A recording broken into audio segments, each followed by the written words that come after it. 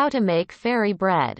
The origin of this easy and whimsical 3-ingredient recipe can be traced back to Australia and New Zealand. It is simply sliced white bread spread with butter and covered with multicolored round and quat, hundreds and thousands, and quat, the Australian term for sprinkles. It is then typically cut into 2 triangles. If you ask any Aussie, they will tell you that for an authentic Australian fairy bread experience, inexpensive grocery store sliced white bread is the only way to go. Many will also say margarine is often used instead of any high-quality butter and that there is a magical ratio to butter and sprinkles on the bread.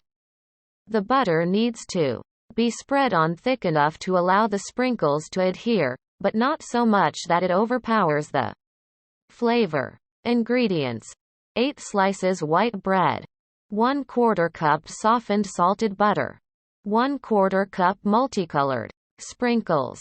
Steps to make it. Gather the ingredients. Fairy bread ingredients: lightly butter 1 side of each slice of bread. Butter 1 side of the bread. Coat the entire buttered side of each slice with sprinkles. Top with a layer of sprinkles. Cut each slice on an angle to form triangles.